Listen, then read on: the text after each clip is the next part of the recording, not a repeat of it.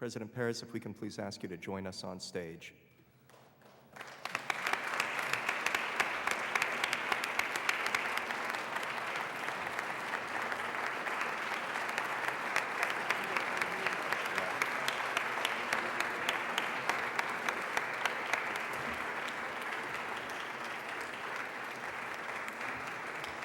And ladies and gentlemen, please join me in congratulating the recipient of the 2014 Lantos Prize for Human Rights, which will be presented by my grandmother, Annette Lantos, and our Vice President, Bill Biden.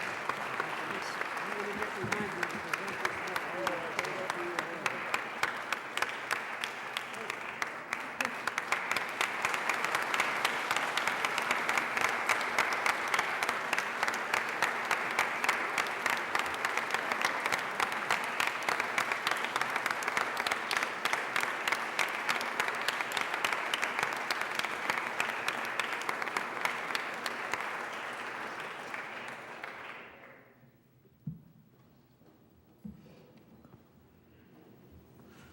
Thank you very much.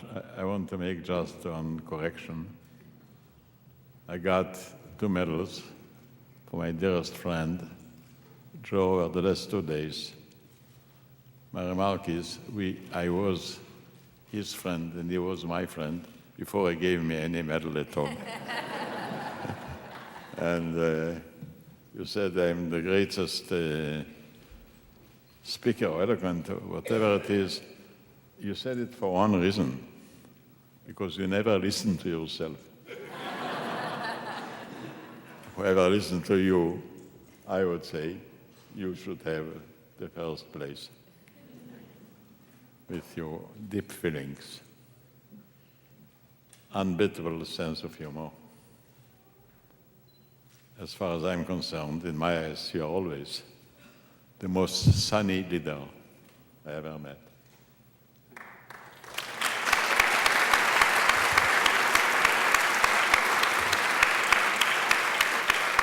And the only difference between you and the sun is the sun set. You don't. For me, really, it's a moving occasion to meet the family, Annette, the daughters, and I see before my eyes Tom. To tell you the truth, when I met him for the first time, what took me by surprise was his face of an angel. I thought, my God, a man that saw death, a man that didn't find a secure place, suffered and suffered and suffered.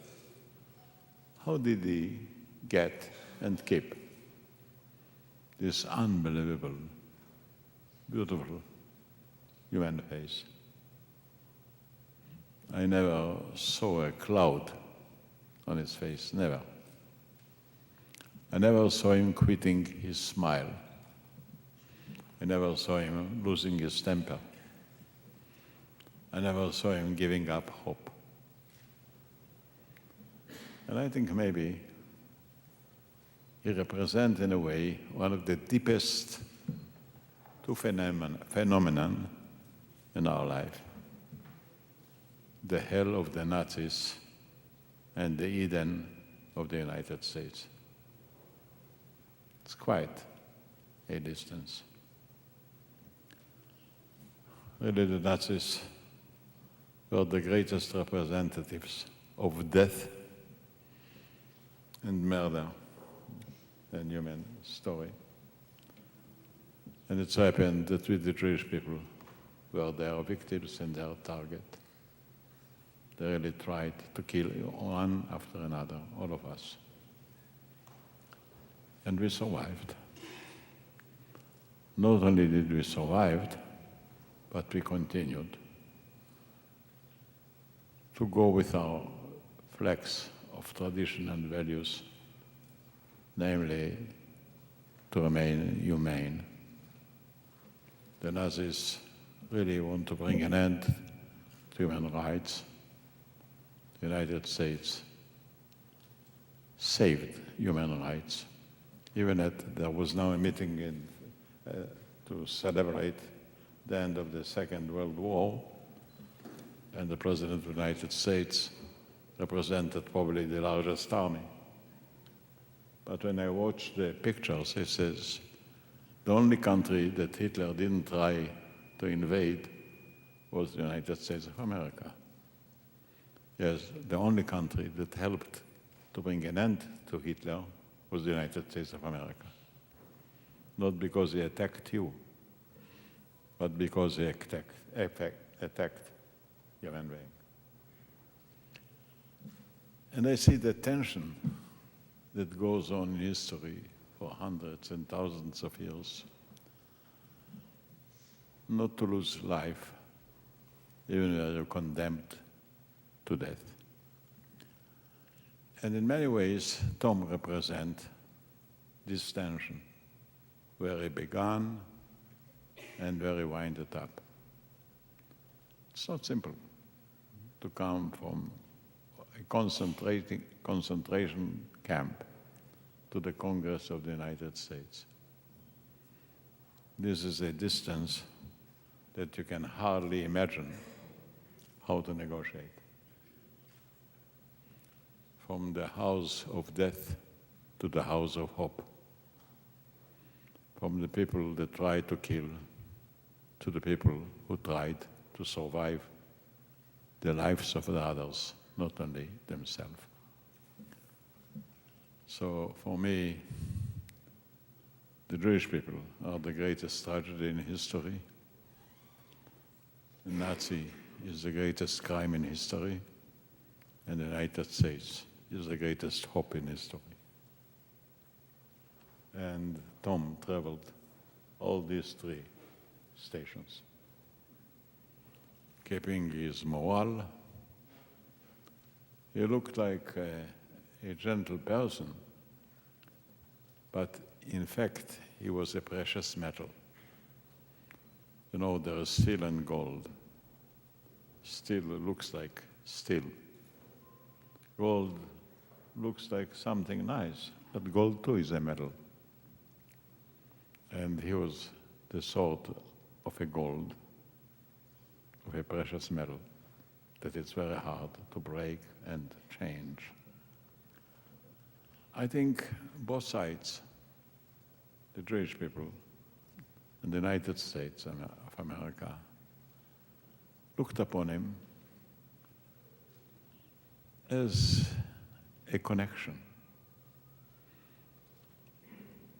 that overcame the depth of hell and hoped to come and arrived to the summit of a different life. And to become a member of Congress. And in America, I think you elect them because there are other countries who appoint them, the representative. And to be elected by the United States people, a person that started far away, came from a faraway land and background, and become the first, I think, and the only member of the United States Congress that was a survivor. And that was done by free will, is an omen to the United States, is a distinction for a man like Tom, and it is our hope for the rest of us. Tom and Annette and the whole family, and not only that, the family also gave an ambassador of the United States of America to Hungary. And members of the family worked for Joe Biden. How did they find him out? I don't know. But probably they have a good taste. And Joe, as I know, would take care of you like a father. He cannot do otherwise. He's a man who touches really are real hard. The greatness of you, Joe, is I never heard from you an empty word. When you say it, it is sincere, convincing, and so humane, my God. So humane. So this was a summit of humanity. Tom never rested. He really was engaged day and night, his full heart with his full family, to restore the trust in man, the human rights. And Annette was a great partner to it. They were not just married. They maintained an agreement what marriage is for. In two aspects. One, to compensate the children we lost by a new generation of children.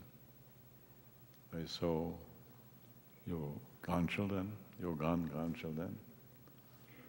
And they say after the survival, this is the greatest contribution that the family can donate to their people on the two sides of the Atlantic. On the Jewish side in Israel, on the Jewish side in America, and the human hope which reigns between the two of them. So the medal for me is an excuse really to say how deeply I was moved by Tom, by, as I have said, his face of an angel, his smile of a people that can overcome the past and never lose the future, of a man who thought he has to work all his time to correct the terrible crimes of others and to encourage the victims of this crime. So in a way, it's a meeting historically of two great opponents, the side of the death and the side of restoration, the loss and the hope, the past and the future. For me, it's a privilege to have the occasion to say a few words about this unforgettable person who single-handed, with his family, introduced a change which all of us should cherish to this very day and admire it. Joe, when you gave me yesterday the medal, and I knew that I'm going to be here the next day, I felt that the person that I missed, and maybe you too, was Tom Lantos. He would be the person that represents, in the best way, the best that we possess. In that domain, he was totally sincere and profound, never mistaken, to know what's right and what's wrong, and never to forget that to be right is more difficult than to be wrong. But better have the difficulties of being right than the pleasure of doing the wrong things. And I think that the first paradise was created by the Lord because he wanted really to educate us to distinguish between right and wrong. Wouldn't it be the incident with the snake? Maybe to this very day we would remain in the paradise, namely knowing the difference between the two. but there are still men and women who know it. And we look upon them as teachers, as friends, as hope. May the Lord bless the memory of this unique person, a great Jew, a great American, a great family man, a man that his inspiration really made his biography and our life richer and better. God bless his memory.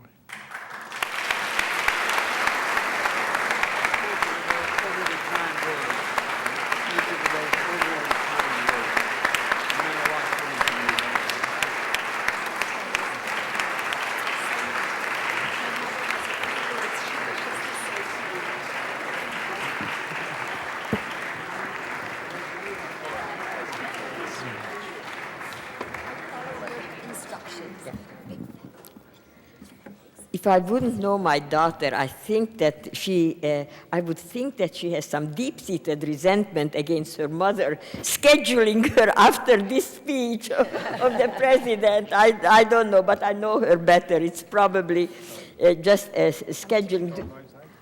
Do we have to stick? I think we don't need any more speeches. Okay. What can be more said? Okay, I will continue. I will say it since I'm on the program. Many years ago, Tom and I took our two young daughters on a trip to Prague, where in the old Jewish quarter, we learned of the Nazi plans to establish a museum to an extinct race. Can you hear me? Okay. I remember feeling the cold sense of dread and horror that one experiences in the face of evil, which of course Tom and I have experienced tremendously, being both survivors of the Holocaust. But when we are confronted with this again in our adult life, it still gripped our heart with terror. But like you, we were determined to answer this evil with good. You, President, have answered it in countless ways. Most importantly, as one of the fathers of this unprecedented miracle that is modern-day Israel, and by your heroic defense of the highest aspiration and deepest values. Through our work on behalf of human rights, we also have given our answer. But as you know, Tom's proudest rebuke to those who sought to wipe us out from the face of the earth was his family. Our two wonderful daughters shared our vision. They were determined to rebuild the family that has been taken from us and to rekindle the light that millions of murdered children left behind. And they have kindled many beautiful lights who are now the light of my life. Surrounding me are my children, grandchildren, and great-grandchildren.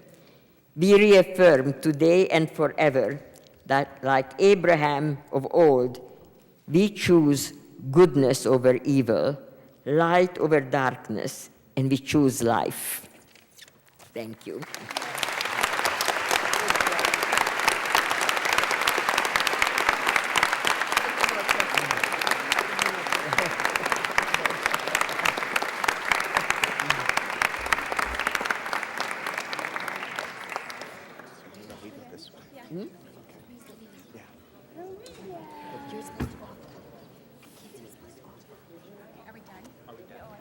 President Perez, I just want you to see this.